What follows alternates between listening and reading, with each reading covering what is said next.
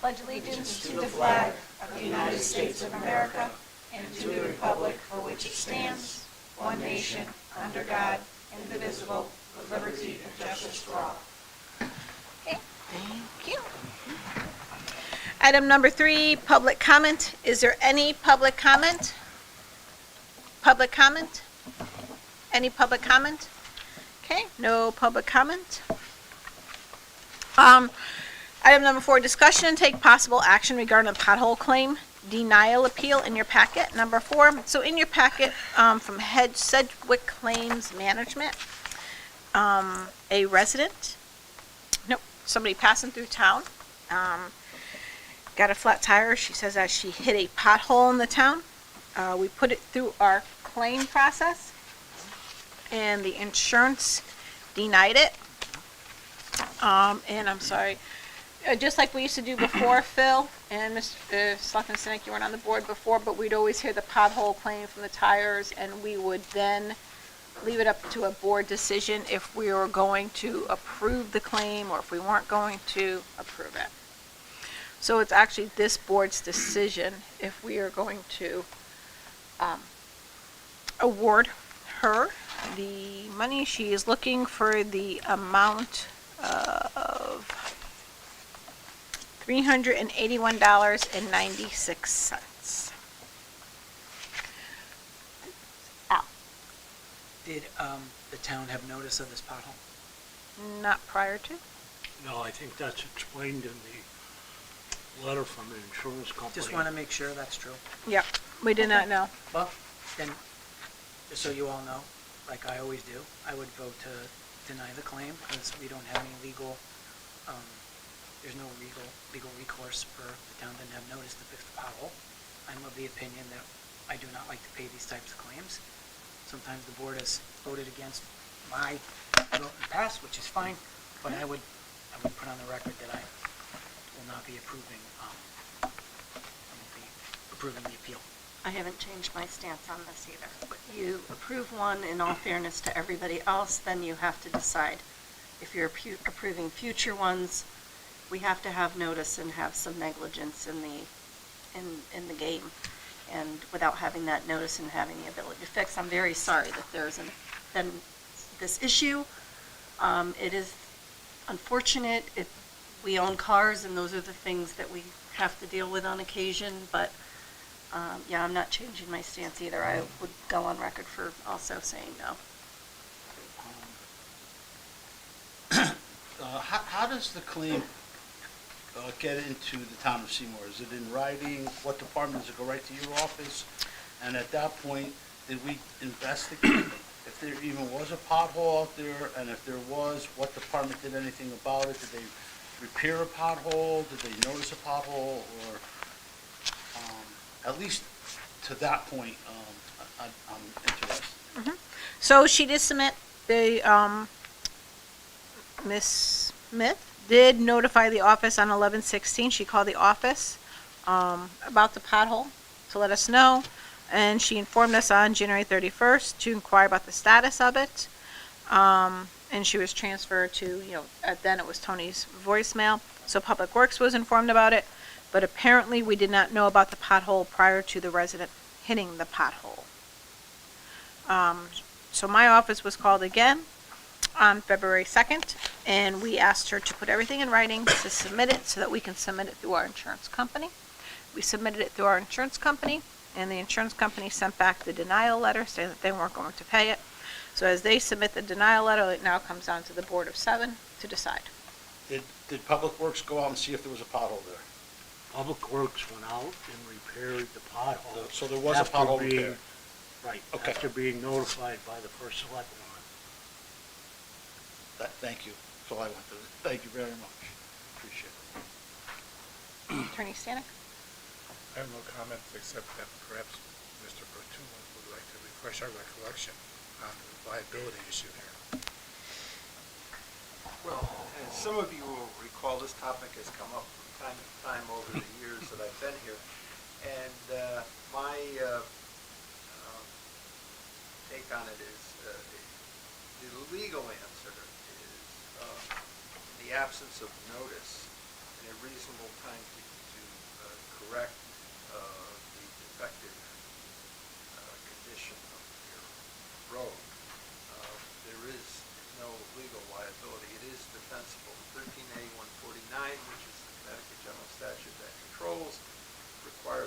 proximate cause as well. So to the extent, you know, someone, I'm not saying Smith, but what I'm saying is that it has to be, the highway defect has to be the sole cause of the damage or the injury. It cannot be any other type of negligence or third-party intervener. So to that extent, the usual answer on this is in the absence of notice and a reasonable time to correct the pothole, there is no legal liability. That said, some boards, over a period of time, have chosen to pay a claim, even though the insurance carrier in the first instance denied it. When you pay for that, that's coming out of your general fund, that's coming out of your liability line. That's basically it. So legally, we don't have to, You don't.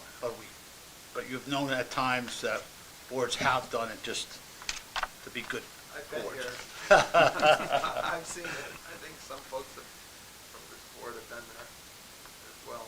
I would, if I may, I would just caution, if you go on record approving one, you want to be consistent going forward, which is why I personally have the consistent, if we haven't been given notice to at least repair it, I'm not going to approve it, because then as we go forward, if there's others, now I've got to kind of validate why I approved one and not another. So We're I do talking think, precedents. yes, Okay, I so do understand think it's that, but- unfortunate, but But all incidences are individual. We don't set precedents because we do make a decision or don't make a decision on something. Or do we become liable for our decisions because we're setting precedents? If we say, yeah, let's give Ms. Smith the due claim or not. Well, I would say, you're talking public policy. I would say, though, that a subsequent, say tonight, it's the board's pleasure to vote in favor of this. The majority votes in favor of doing this. And 2 weeks from now, we get another pothole claim on a different street. Now the board votes no. The second person, other than saying it's inconsistent, cannot use your vote tonight as a basis to collect on the second claim. Thank you very much. The second claim has to stand on its own. Right. And I will also tell you, maybe I was a little understated on this, but Section 13A 149 is one of the strongest statutes in favor of municipalities in all of the state statutes. Sole proximate cause is a daunting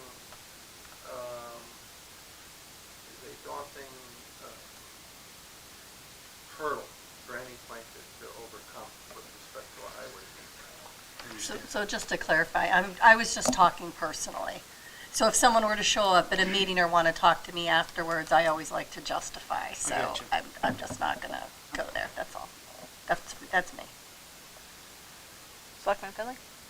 No, I'm going to follow the fact that as long as we checked our records that it wasn't indicated to us that there was a pothole Prior to her hitting. prior to hitting it, then I'm going to stay the grounds to follow the statute. Okay. And there was no record of that. We checked the pothole log that D keeps and Public Works keeps. So, all right, with that, we'll call a vote. All in favor? But do we have a, You need a motion? Oh, I need a motion. Yeah, so we can, Make the motion to deny the claim. All in favor? aye. Second, I'll second it. Yes. Second, sorry. Pat Lombardi made the motion, Bob Finley seconded it. Got it. Okay. All in favor of denying the vote? Aye. Aye. Chair votes aye, motion carries 7-0. Sorry. Number 5, presentation from the HR director.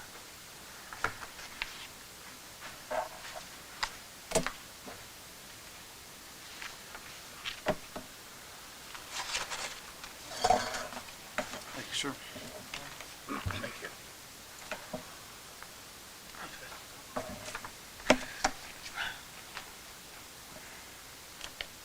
Thank you.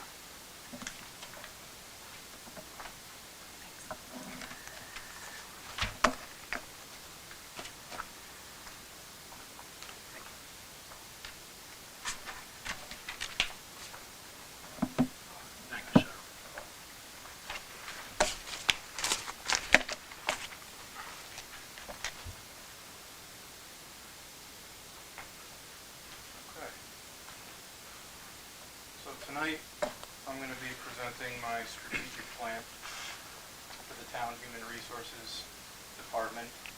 And first, I thought it'd be appropriate to sort of walk the board through some of the trends I'm noticing over the past year or so, starting with recruitment. So as it relates to recruitment, I'm noticing that it's becoming hard to find qualified candidates, and that across all of our bargaining units, we're under market as it relates to salary, with the exception of Public Works.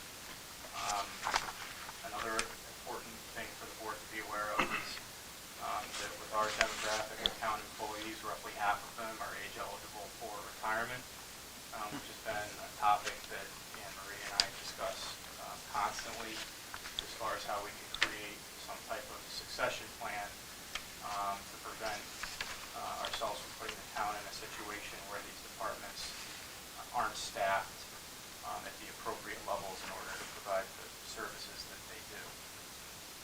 We have to find creative ways to adapt to demographic changes and just overall talent scarcity. A lot of the applicants that I'm noticing that the town receives are lacking core skill sets to perform the work that we need. And in addition to that, there's gaps in training and in some cases even the degrees that we're seeing people applying with. So creating strategies to continue to staff town departments and positions while also addressing the fact that the applicant pools overall are yielding less qualified candidates across the board. Going back to the salary piece I mentioned and compensation levels, just as an example, we're not looking for a building official at this time, but if we were, this is a perfect example. I personally believe we would have difficulty in recruiting one based off of the salary that we currently pay. We are, having the benefit of a chief building official right now for starting salary of $75,000, and if we look across the state of Connecticut, again, we're 20 to 30% below market. Anne Marie and I talk constantly about the tax assessor vacancy that we have. The last time I looked, there were 14 vacancies across the state of Connecticut for qualified tax assessors that possess a CCMA 1. All of those municipalities are paying north of $110,000, $120,000 a year. We're paying $90,000. That brings into question, what the town needs to consider as it relates to its job descriptions. Do we want to require that CCMA 1 is qualified at the time of hire? Perhaps maybe another strategy would be requiring that it be obtained within a certain number of years. But these are all trends that I'm noticing that I felt as though it was important to convey to the board as well. One of the things that is a positive is that we're still on MERS. We have a defined benefit plan. As many of you probably know, defined benefit pension plans are a dinosaur of a benefit, and I firmly believe that the fact that we have one is one of the primary reasons that we're able to retain the qualified staff that we do have already in place. So that gets me off recruitment and on to health insurance. As we know, every year the cost of health insurance renewals continues to rise, and every year it becomes increasingly more difficult for us to secure cost-effective insurance renewals. I'm in the process of working with our broker, Lockton. We are shopping all potential insurance carriers for the upcoming plan renewal. We've enjoyed single-digit increases from 2019 when I was brought on, probably even earlier than 2019. But over the past couple of years, we're seeing insurance companies come back between 20 and 30% increases out of the gate, and we've been fortunate to work down to single-digit increases over the past couple of years. However, I will say that in order to get those single-digit increases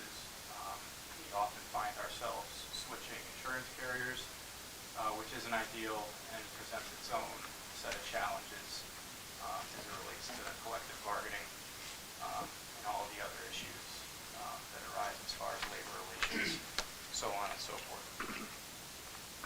As always, we're actively and aggressively pursuing strategies to help contain our workers' comp costs and liability. PMA, in my opinion, has done a tremendous job in working alongside the town to ensure that we get employees back to work quickly and healthy. We have a great staff of department heads and supervisors and physicians that are willing to work with both myself and PMA to ensure that when light duty work is available, we have these people back to work. So that's worked well for us in the past, and I have no reason to think that that won't continue to be the case. Another initiative in my strategic plan is more mandatory employee trainings.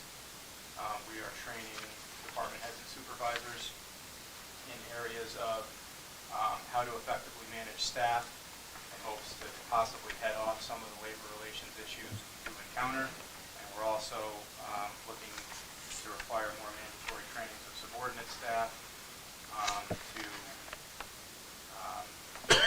enhance customer service skills and, as always, improve the delivery of services to the residents.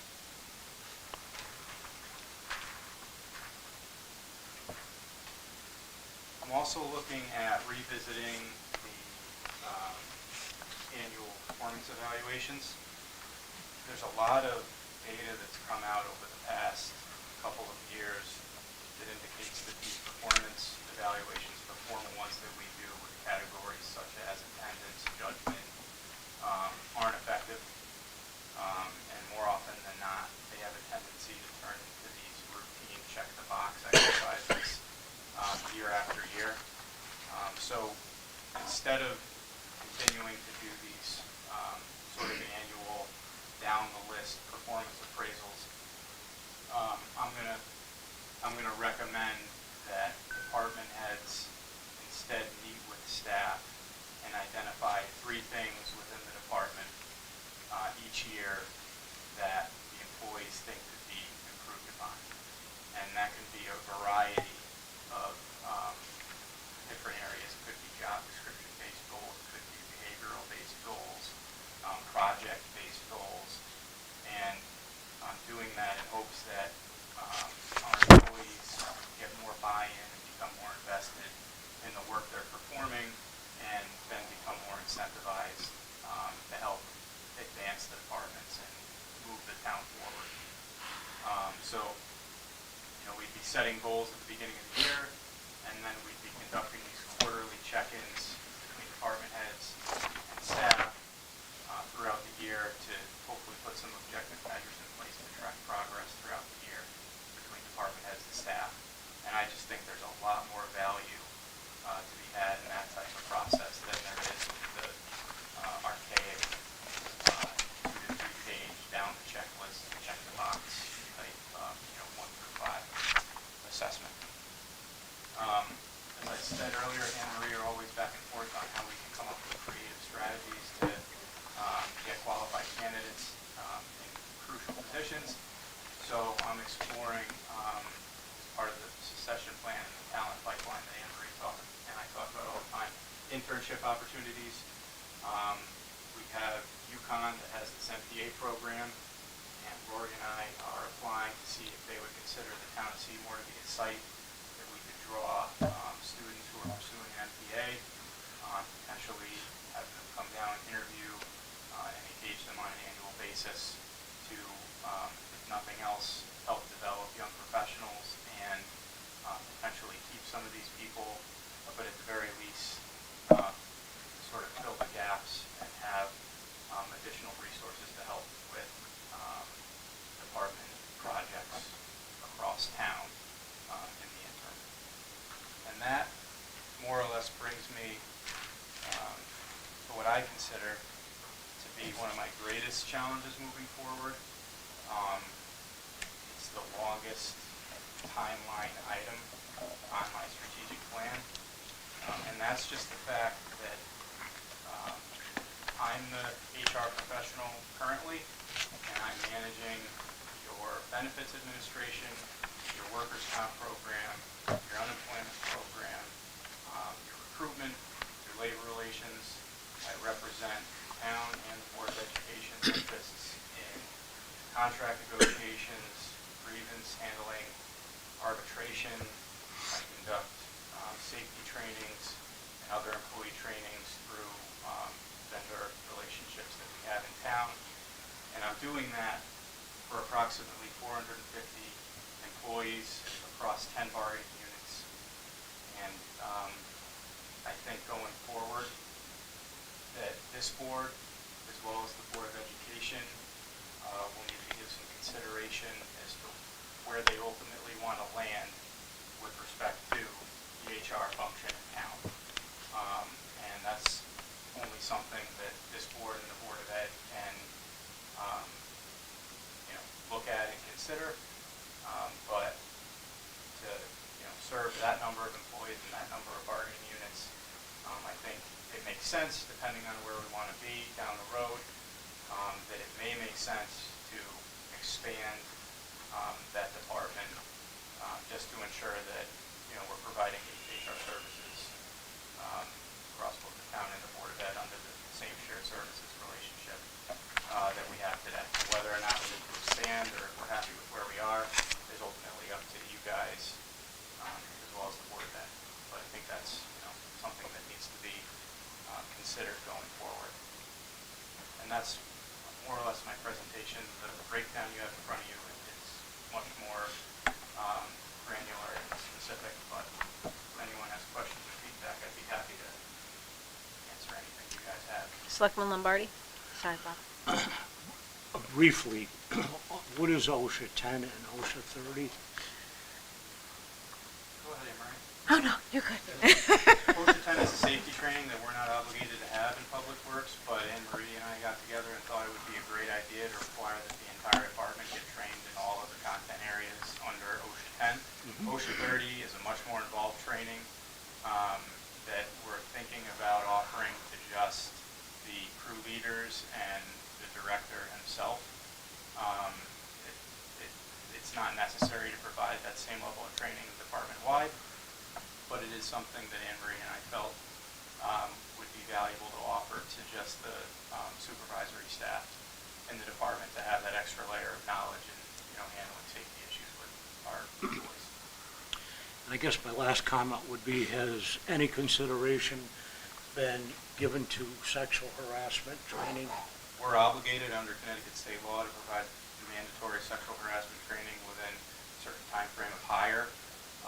And although we're not legally obligated to provide it, any more often than 10 years after that initial new hire training, I have a plan in place to conduct training once every 2 years. But when the law came out, originally it was only supervisors that were required to receive the training.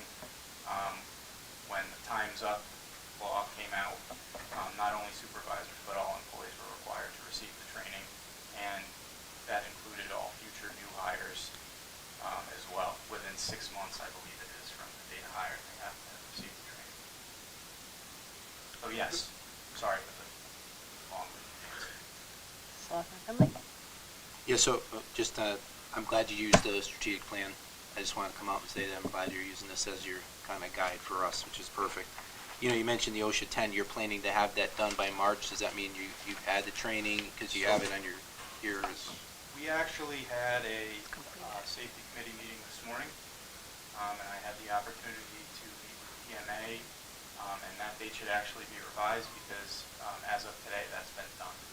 So OSHA 10 for the Public Works Department is entirely complete, with the exception of, I think, a half day for 3 employees who weren't able to attend one of the trainings. And then you made so at the end, your longest lead item was that development of the kind of human resources department. That needs to be expanded. Well, yeah, I think as a task, I think from a board perspective, my recommendation would be to have a task to propose some type of organizational structure, as a task line. This way it makes it, then you can step through the actions to get it complete, so. Agreed. Okay. Thank you. Yep. Councilman Trish? You look nervous. Never. No, this is terrific. Thank you so much. First of all, yeah, Right just a chair. couple comments. I fully support expanding upon Human Resource Department because I like the shared services, and it's a large task with that number of individuals, and you want to make sure, it's a super important role. You want to make sure it's done correctly and following the law.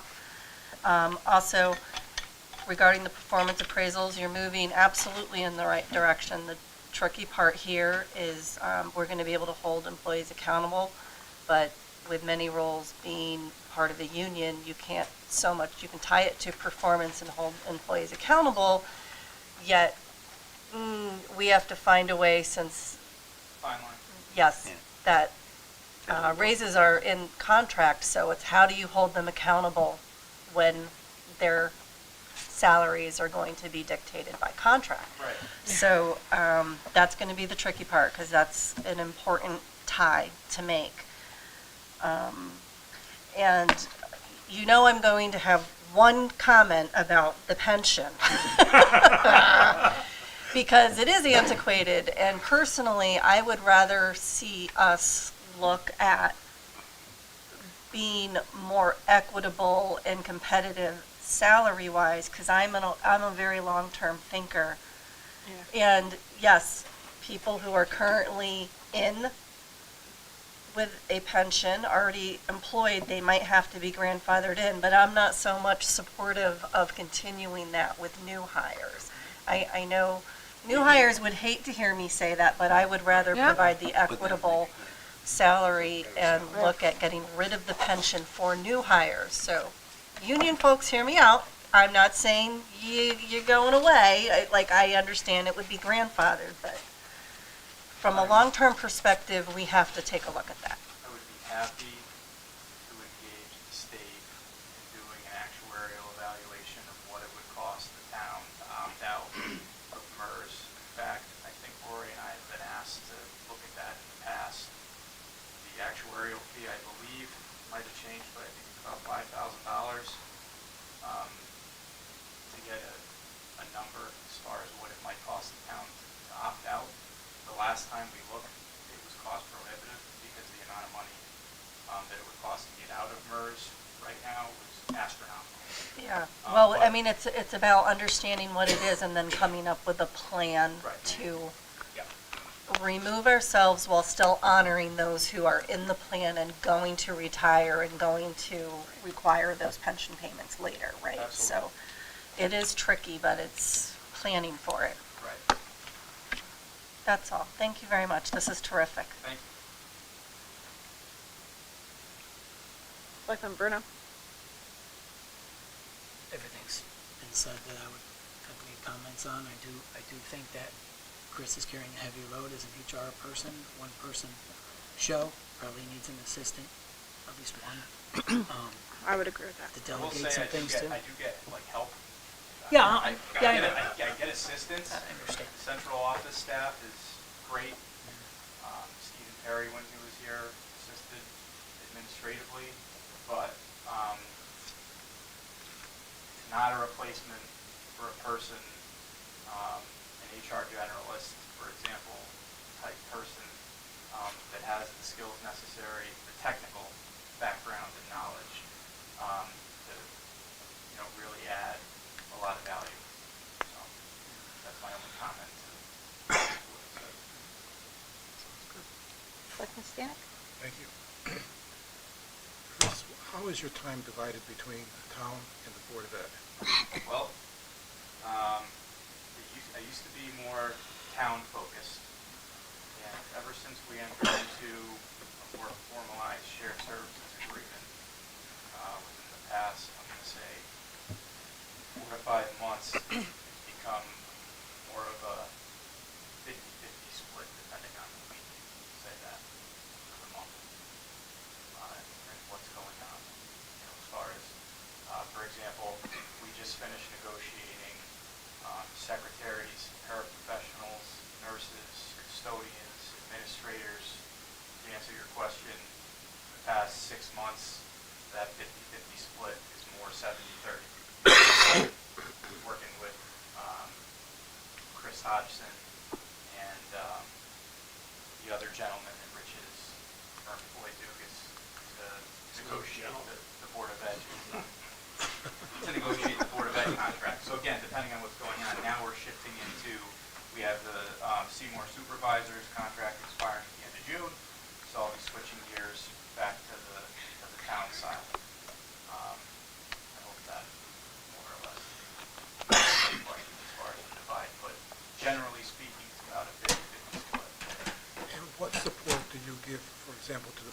education members who are on the negotiating team.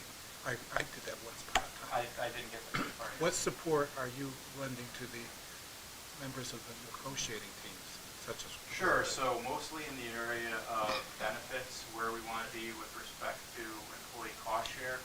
I came before this board when we negotiated town-side clerical and public works and did a presentation about,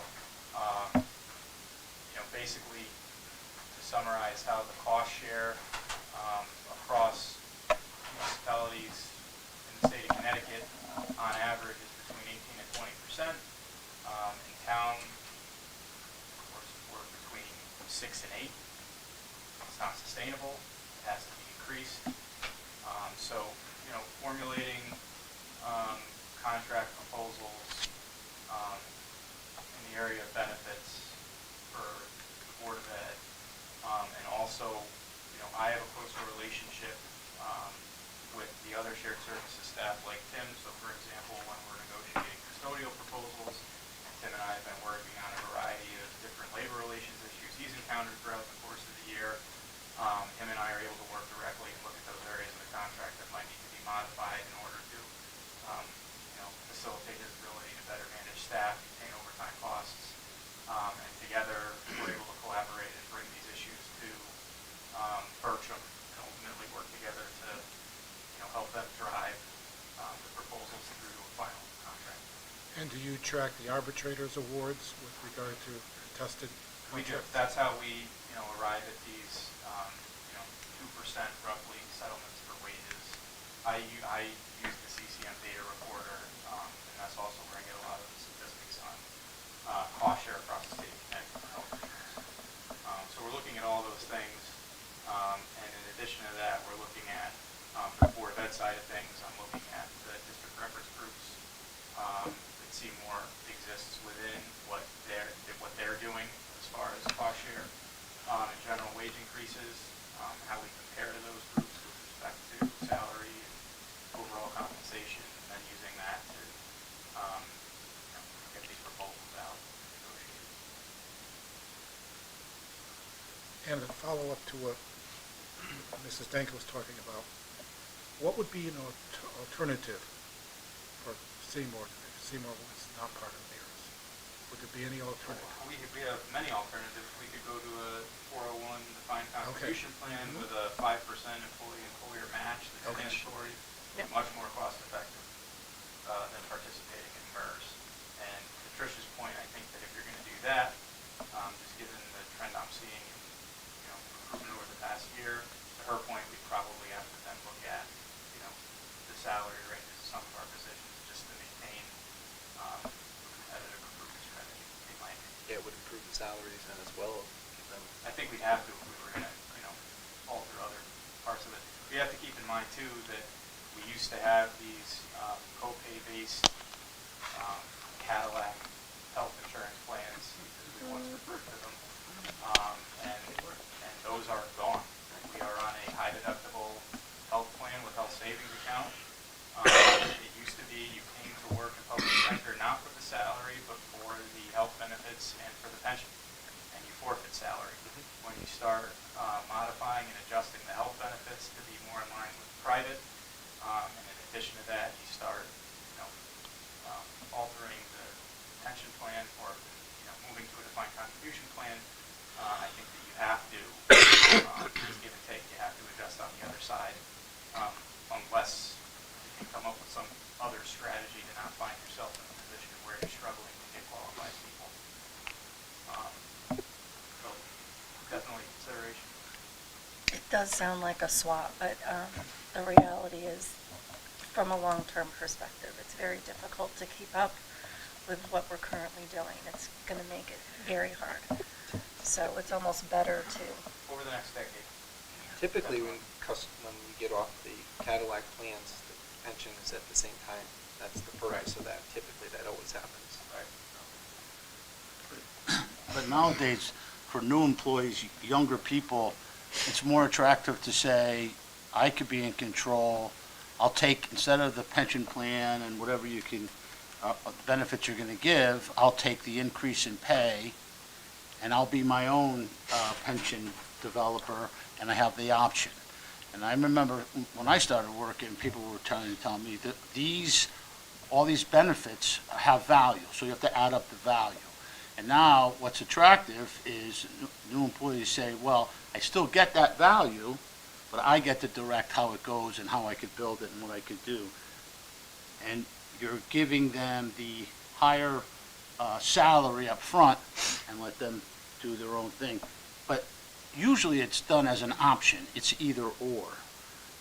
And then I guess I'm hearing we're going to trend towards to the not either or and just go to something like that. What do you mean, either or, pension or 401? Yeah. I have never heard of it either or, it's usually one or the other. To get people, where I was working, they would say, this is your package, okay, this is the value of the package. And everybody told us, our seniors, and said, oh, no, you gotta get this, or plan for your future.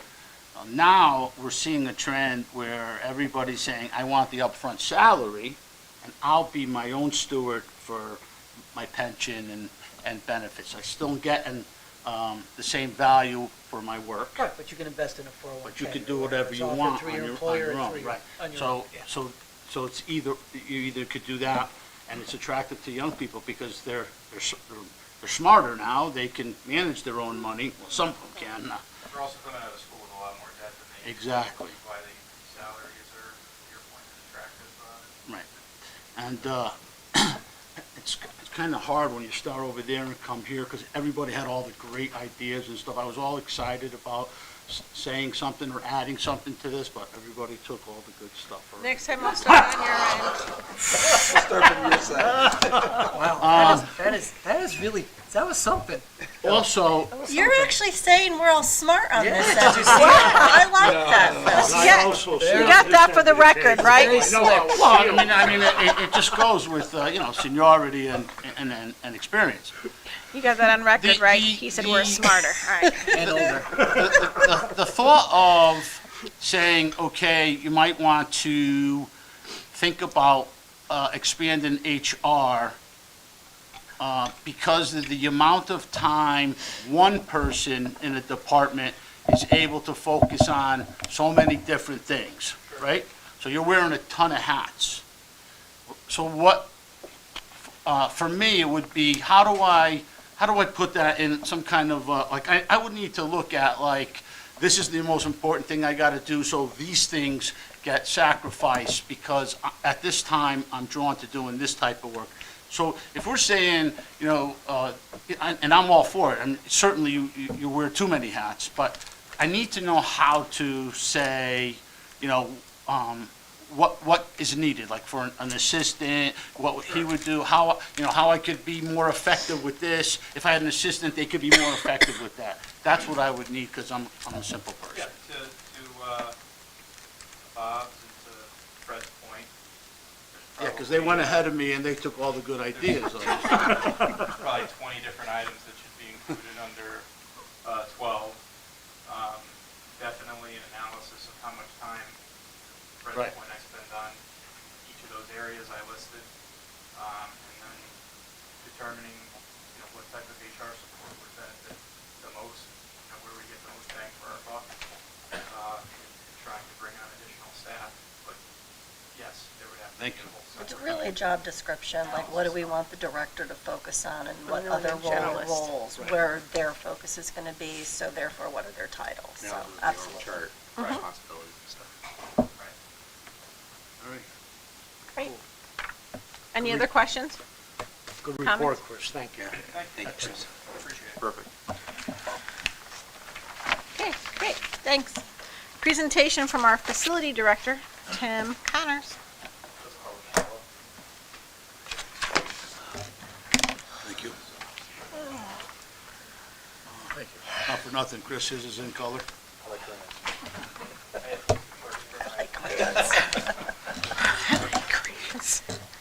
We'll buy you a box of crayons. Thank you. I have some colored pencils in my office. Thank you, sir.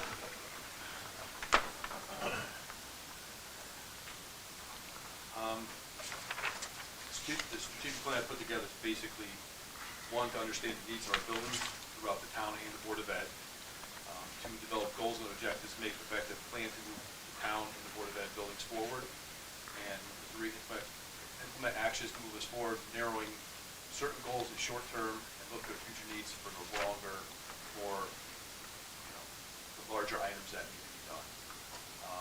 Also allows us to prioritize most urgent items, and allows you also to have an educated idea of the costs associated with the items needed, so you can look at the funding opportunities and grants. We have changed our outlook from reactive to proactive right now. We're in the process of that, so we try to get ahead of everything beforehand. There's certain things you can't get ahead of, but that's where we stand right now. The strategic plan is to help us as a whole put together a plan to tackle issues before they become a major issue. By putting together this plan, we're going to like that you as a group you don't see every day, which then allows you to think outside the box, and your educated minds can help you determine where and what we can do and where funding needs to go. Although it's impossible to anticipate for circumstance that may arise, proactive will be able to anticipate needs. The changes may arise instead of always being reactive. On that list, I listed pretty much, we have every single town building that's on there. One thing you can't see on this is everything, a couple of them have drop downs for every building showing a list of all our equipment that we have in there, all our HVAC, cleaning equipment, everything is listed, serial numbers, dates, lifespan, it's all listed. So what I can do is I can send everybody a copy via email, so you can click on the links to open them up and see what we actually have for equipment. We also have completed projects on there also, as is like our solar project.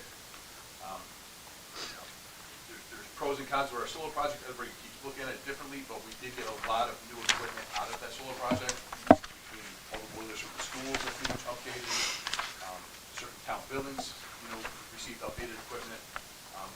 Overall, it was a good project.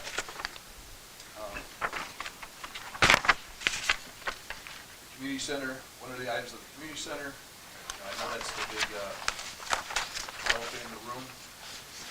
It's really We have to do unreasonable. something. We're working on it now as the community center program that we're doing is something needs to get done with the community center. It's been, we've been pushing off for so many years, pushing off, waiting for the next big thing to come, but we're at that point now where, we have to do something. We did receive a grant for the elevator and the roof, so that's going up a bit right now. The elevators it's the only way in and out of that building, so that has to be done. So that's one of the main things. 98 Bank, as you all know, we moved the Board of Ed out. We're in the process of changing over to natural gas. Other sources working on that, we're working on them, and then be ready for the new owners to take over whenever we see fit to get rid of it. Be soon. The only other thing on that list I noticed before, just a few minutes ago, was Great Hill was cut off. The items that were there, so I don't know what happened to it. It's somewhere in my list of items that were done, not that were completed there. So on the revised one, I'll send to everybody, I'll have everything on there. I don't know why it got cut off. What about the WPCA roof? I mean, the WPCA, the roofing there. I know it's an action that you're working on. It would probably be on your strat plan? Yes. Okay, That good. got cut off also. Okay, I all right. think it's right at the bottom of there, so somewhere I lost a page on it, so. All right, that's why I was wondering if it's not in your chart, it's not in your heart, right? Exactly. No, that's part of it, it's one of our buildings, so that was cut off under also. Okay. Sorry about that. So yeah, I can entertain any questions that you may have, or any concerns, or any ideas that you could think of, or any pros and cons of how I put it together. I will start with Selectman Willoughby this time. I got nothing. No, I'm only. Oh, no, I thought you were serious. Okay, so it's going to take me a little bit to digest it. Correct. The only thing I find incredible about this is the organization. So, as I'm trying to figure out what you're doing, these goals and accomplishments that are similar from building to building, but have different time frames. Can it be looked at where say, okay, well, we're going to do the roof on this building, but we're not gonna do the roof on the next building for another 2 years, but would it be advantageous to say, okay, let's look at them both and have a bid on both? And then, once one's completed, the next one comes up, you're locked in on prices and material before they start going. Yeah, which I do have that in my five-year capital Okay. plan, so I'll send that over also. It's kind of like, they kind of work hand in hand, those two, This document and that? Correct. All right, Because cool. again, we have all the items that, this is what, everything we have within town, what we completed, what we have, what needs to get done. And the capital plan is, that's the next step for you guys also. Here's, Right. I tried to get a budget number for everything, everything that's listed on the capital plan will have some numbers so you could actually understand what we're looking at and how much we're talking about, so. But between the two, they go hand in hand. All right, perfect. Thank you. Thank you for starting at this end of the table. You're welcome. Selectman Stanek? I would like to reiterate what I've stated in the past about Tim with regard to the central office relocation project. Tim was served as vice chairman of the committee and also as our construction manager. And I think Tim did a fantastic job in directing the construction crew in renovating the space at the high school for the central office. It was my honor to work with Tim as chairperson of that committee, and I commend you, and I thought you were very creative in how we presented and accomplished the project. I talked a little bit more about the project at the last meeting, so I won't repeat myself, but thank you, Tim. I think you're doing a fantastic job. Great group that we had. Cool. Selectman Bruno? I don't have any questions off the top of my head, just a couple of things that stand out. I know Bungay is in sore need of getting upgraded, I know that. We do have to get rid of Bank Street, looking forward to the day that sells. And the community center, yeah, we really need to make a decision what we're doing with that, because we don't want to be throwing good money after bad if we're going to Correct. sell it or do something else with it. So, yeah, that needs to be decided sooner We're rather in than the later. process, so now we're at the Yeah. point where, we have to take the final call and start moving in that direction. Yep, agreed. Two questions. On town hall, can you explain the difference between A boiler's replacement and C boiler replacement?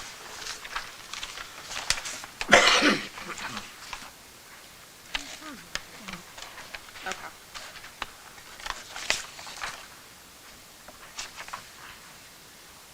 So you have all handlers for main office and drummer Yep. room and miscellaneous and 2 new boilers Those were installed? I'm not done. understanding the segregation between the Correct. Air boilers. handlers are the HVAC which we have in this room on this side of the building. You know when the jet engine starts?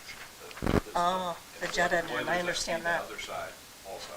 Okay, So, which we also have, well, that's what, in the breakdown, where, when I send it over to you, you click on the town hall, it'll list what we have in each building. In fact, we have mini splits in each room, there's certain mini splits that are all over the building. I mean, there's so many units, there's probably 10 units in this building by itself that feed each different room.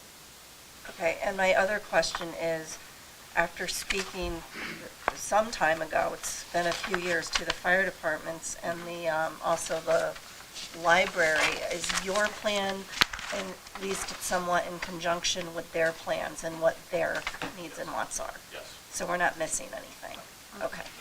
Again, it's on the 5-year plan also, part of a lot of the items that are crisscrossed between the two. Right, I just want yours to at least match or have an explanation, maybe not for us, but to the other departments, on where your prioritization is and what you're able to do, so that they're not feeling left Okay. out or to the Understand. wind if it's not matching. They haven't, nobody's seen this, you're the first ones to see this, so I'll forward it to them also and make sure that there's any items that they think need to be on it, which I think I have them all covered, but if there's anything else that needs to be on it. Yeah, and I'm not saying we have to honor them all, because it's got to be a plan and what we can do in the next 10 years, right? But it's having that communication and not having your own plan when they have something different in mind, or you're missing things and they're not understanding why. That's all. Yep. All right. We're working great with the board, between the town and the board with them. Mhm. Even money-wise, for projects going forward, of them putting in money also, not only the town picking up, but the library board also, with their funds. Just one more comment, and well, I know that we will probably get to this when the Bungay school, Bungay. See how that works, in town or out of town, it's, everyone's different. When they get to meeting on it, but, I know that there's already been some talk about the busing circle, and if we're able to accommodate that, is that not gonna be within a, I mean, again, that might come up when that committee is Yeah, I think that's. formally formed, but, Because again, there's certain things that need to get done, and within the footprint that we do have, we have to determine what's the best fit, either, we have the building, new building, where we, again, which in that board's gonna. well, it's not gonna be a new building, so I'll just put that out there now. But, okay, thank you, that's all I have. Finley? No, everything is good. I had ticky-tack on the coloring, because like, let's say the police department, you had the item B is a roof, Q1 2018. You took it as a red, which said it's not going to meet the goal, but it seems like the roof was done, you just have to redo it. So your task is different. Correct. You're So yeah, I redoing brought it it. up that it has, the reason why I put the red there is it was done, but it wasn't done correctly. Right. So But that you, was- well, here's the way I look at it, because you didn't do the task. The Correct. task was done of the roof. Your new task is you're going to re-roof it, and that would be your task in your color coding. So you're, Gotcha, you okay. take it, because you want to take credit for things that were done on the timeline. You don't want to say that was done, you didn't do it since Right, 2018, yeah. right? So it's just kind of how you look at how the Okay. tasks are completed.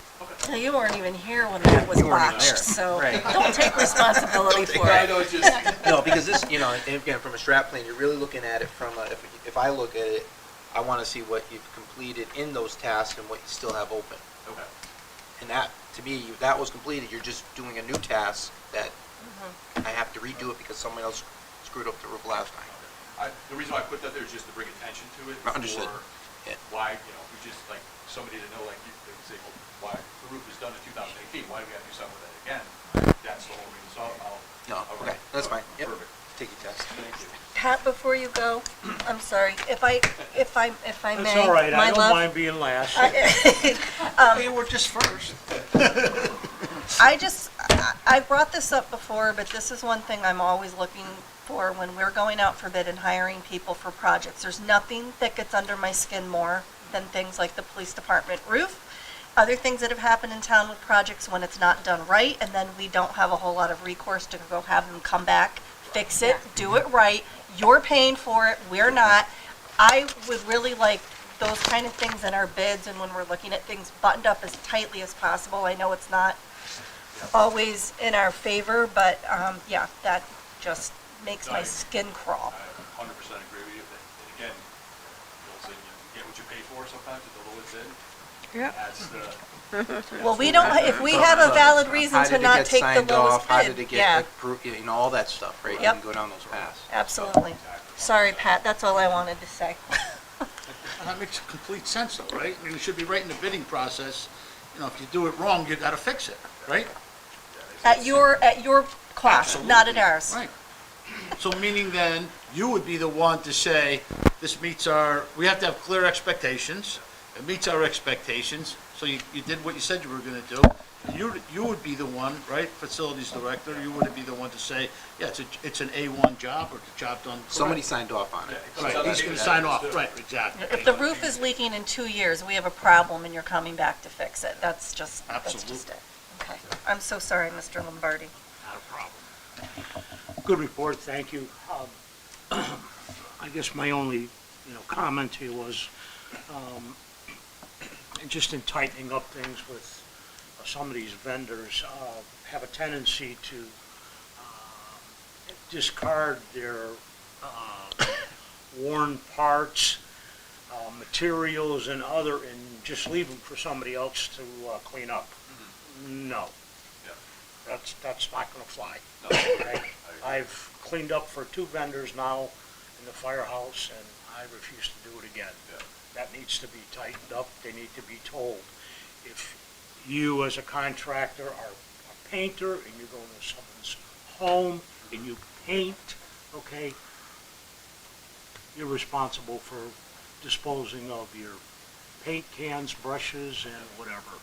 Not the municipality or the people that are working in that particular building. That would be my only comment.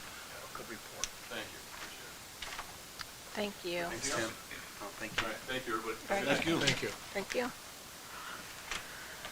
Item number 7 in your packet, discussion and take possible gentlemen. action regarding rewarding the Citizen Engine / Seymour Ambulance Generator bid.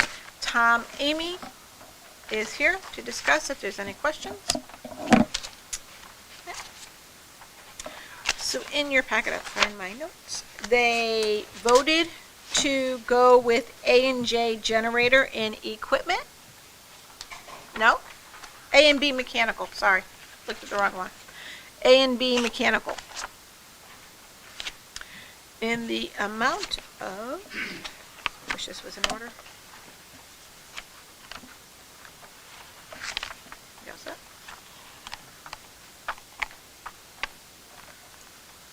89.5? No. It's A&B Mechanical they're going with. I'd have to find it because there's 2 packets in here. Sorry, guys.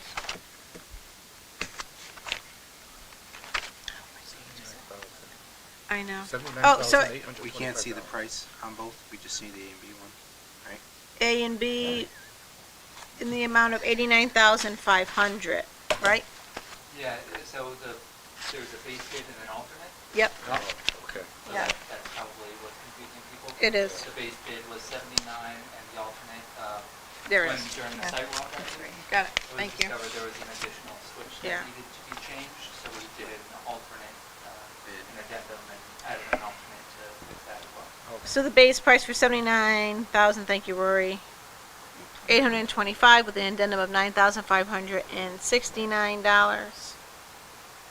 This is coming out of the ARP money. Right. So Tommy, you're here. There was two bids, correct? And you and Tony. Okay. Is there any questions? What's the total that we need the motion for? 89,500. No. No, you gotta give me an exact amount. Give me a minute. You have to give the exact. Yes. 89,500. I got it. We're requesting 89.5. If you do the math, it's a little lower than that. Yep. When That's we why I start said doing these 89.5. from now on, they may not be the exact numbers on there, and we'll explain at the time. We're finding, for example, engineering costs are not covered in these. That's not the case for this one, but we're having to pay that out of the regular engineering line, which we're finding we may be running short on at the end of the fiscal year. And likewise with this, 89.3 is what it comes out. it's maybe $200 more if we don't need to spend it. Because we have to won't pay for spend the it. engineering The spreadsheet will be for- updated accordingly. 200. But just to provide us a little wiggle room and have it once or twice where there's a small change that needs to be made. And rather than come back for a supplemental appropriation, we're having to find it elsewhere in the budget. So we're just asking for a little bit of wiggle room. So the original price for this was $89,394, but they're asking for $89,500 for the just in case. For minor incidents. For minor it said. incidents. Right. Okay, I'll make a motion to accept the bid for A&B Mechanical in the amount of not to exceed $89,500 using ARP funds. That was nice, thank you. I will second the motion. Motion by Trish, second by Fred. Discussion? Hearing no discussion. Everyone in favor? Aye. Nays? Opposed? Chair votes aye. Motion carries 7-0. Thank you. Item number 8, discussion take possible action regarding ARP allocation for Citizens Engine Seymour Ambulance Generator for $89,500. So again, this is to use ARPA money. Didn't I just do that? Nope. We had to accept the bid. You made one full one, she made. You made, the motion, your motion was to say, yeah, we'll spend 89.5, Yep. and this is to approve ARP funds to go into the 89.5, is Yeah, that but correct? then she Do I have said it right? I to, said she to said to use use by ARP funds. Oh, so she made a using dual? ARP funds. Oh, she, Broke it out, I think, I don't know if that. oh, okay. Yeah, that's why she, So it's a double, 'Cause I- okay, so yeah. she took it's care of fine it. if we have to do it separate. I'd rather What do you make think? that Were separate you paying motion for the attention to me, ARP. Mr. Paterla? Did you hear my I was motion? about to say, I thought your language might have covered it, but to be safe, because we're talking about ARPA money. Yep. And we want to be real clear with, Yep. when you get audited, Right. for ARPA compliance. So why don't you make a second motion, Jill? Sorry, Trish. Just to be sure, just to make it clear. 895. Okay, I'll make a motion to spend, what's my motion now? Because I already did The motion this. would be to allocate Allocate $89,500 from the ARPA funds for the, Okay, I'm allocating 89,000, I'll make a motion to allocate $89,500 for Citizens Engine Seymour ambulance generator using ARPA funds. Second. Motion by Trish, second by Bob. All in favor? Thank you. Aye. Aye. Chair votes aye, motion carries 7-0. I know, but because it's ARPA, we have to do two, sorry. And you're such a good motion person. You are. You got two out here. I'm really great when I'm confused. Yeah, join the club. Right. Can I have approval of the minutes for the February 7th, 2023 regular meeting? So moved. Second. There was a vote, we all voted 7-0, yeah. Motion by Pat Lombardi, second. By Al Bruno, all in favor? Aye. Ooh, I forgot to Abstain. do discussion, sorry. Please note Bob Finley's abstention. Discussion and take possible action regarding the WPCA vacuum truck agreement. In your packet, you will find a clean version of and I call it a clean version, of the agreement, vehicle license agreement between the WPCA and the town of Seymour. The WPCA needs to purchase a Vacon titanium truck.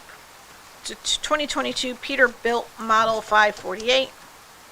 The term of the lease will be from April 23rd, 2023 to April 2028. It's the sum of $200,000 in total, correct? No?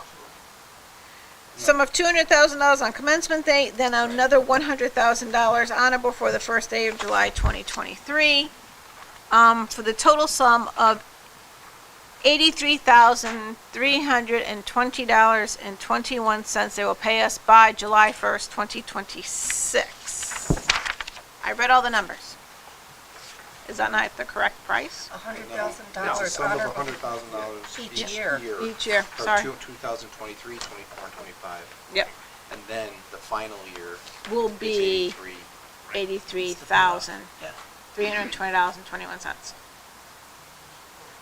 So we're, $583,320.21. Correct. Okay, is this a contract or is this a outright purchase? I'll let Laura. Yeah. So the WPCA came to us. Mhm.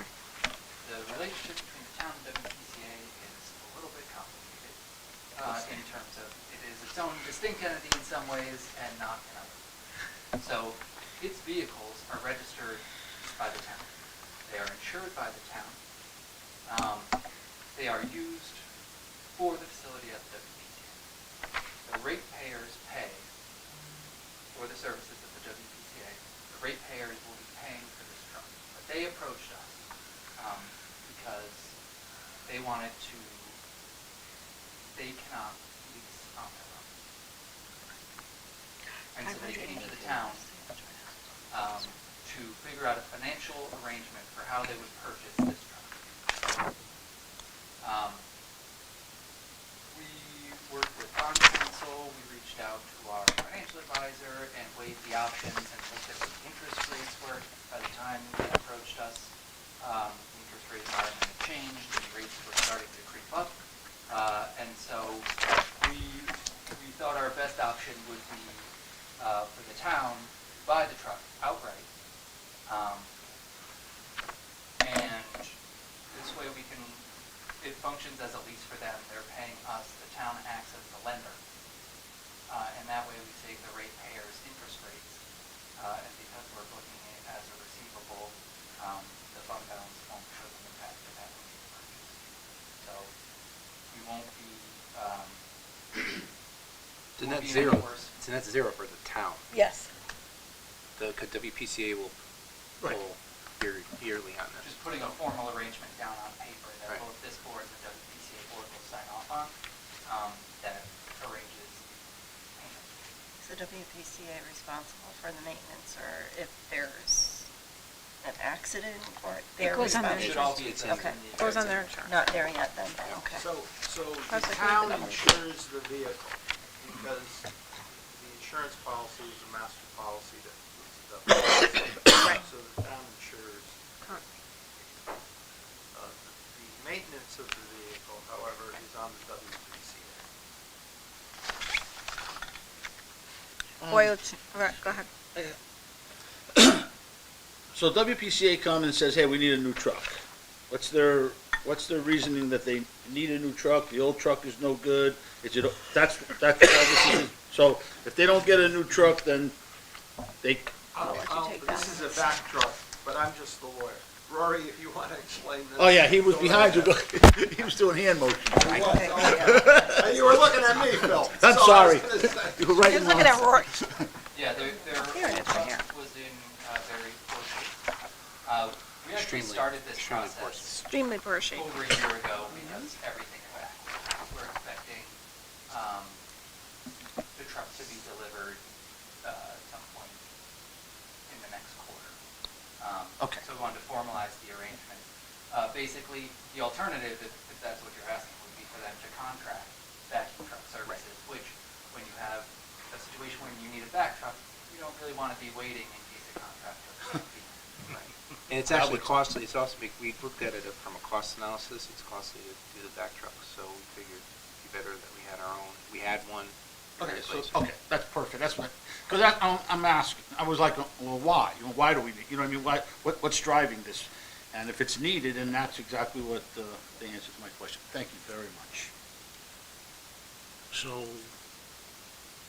what is the status of the existing truck when the new truck comes in? Is it going to be scrapped? Is it going to be, It's in there. does it have any Yeah. value?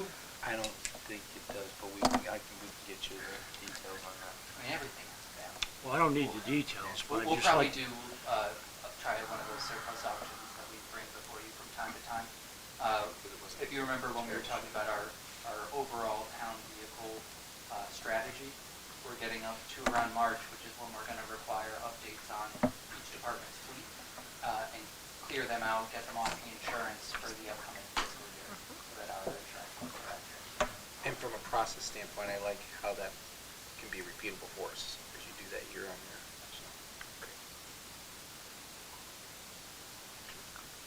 Any other questions? Good. Can I just, I'm so sorry, Rich, can you explain or Rory, the waiver, section 15? I read it twice, I'm not really understanding what that means.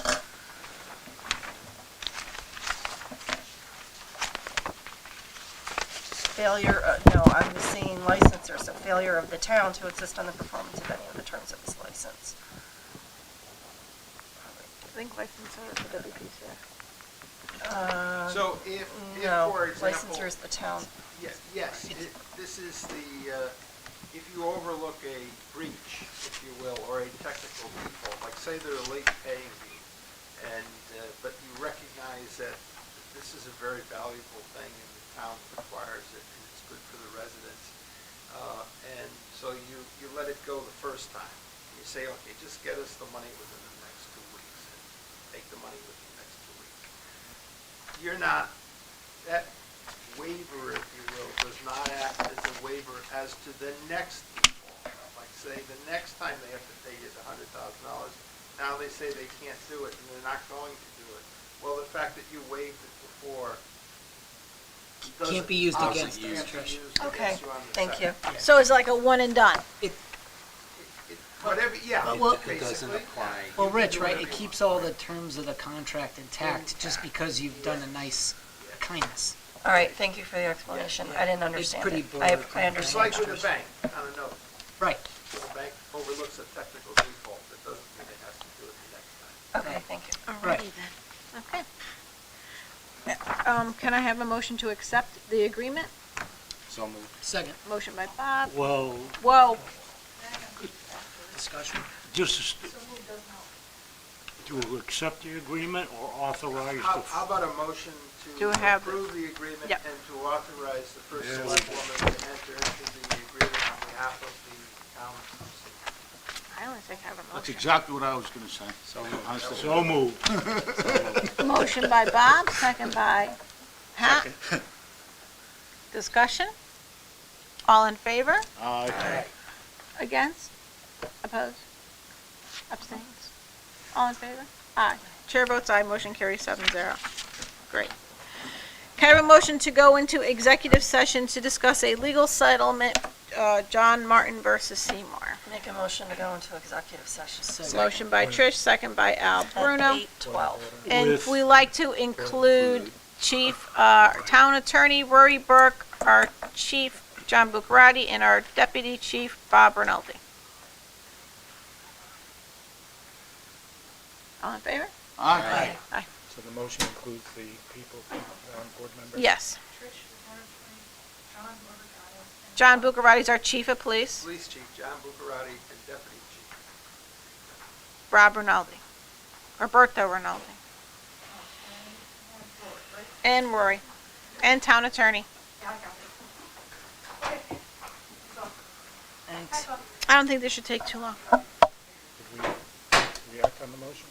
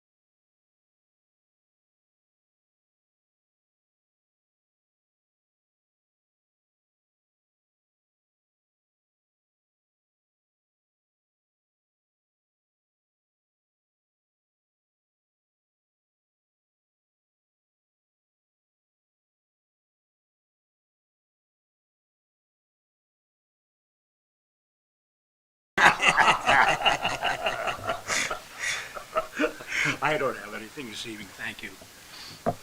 No, I did want to thank, they're here to thank the police force for their efforts at recent crime, so that was fantastic, and really appreciate your efforts there. And I did want to go on record, the facility at Newport, I'm fully, would love to see that take over the Villa Bianca spot. I wanted to go on record, I haven't said anything about it, I haven't been to any of the meetings, but I did want to go on record and say it would be great for our town, especially with a credible facility. I've done some research on them. Very good facility to have in our, and it's for mental health, so for it. Thank you to the police department. Glad to get anything back from that. Always like to see people held accountable for such things. Also, I'm not suggesting anyone in the town is not keeping this in mind, but just watching the news. Reminder, if you've been getting money over the past year from ARPA funds, do not, that's temporary, it's one time. So do not be coming back upset because things aren't being worked into your budget and now it's going to be less in the upcoming year and you might not, you've got a plan for your funds. You know, talk to the first selectman, get things in your capital plan, get things in your strategic plan. Do not be budgeting ARPA funds and considering that part of what's given to you. And that's all that I have.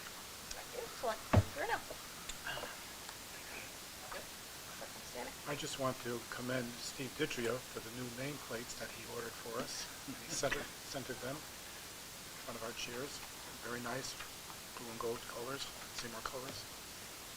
And I'd like to thank the police also for your efforts. I would absolutely like to thank the leadership in the police department. Thank you very much for your efforts. I also like to thank everybody that is so kind and helping me to understand a lot of these complex issues. You have great patience, and I appreciate it. Patience is our middle name. No, smart. I'm not going to forget that. Smart. We don't charge for on-the-job training.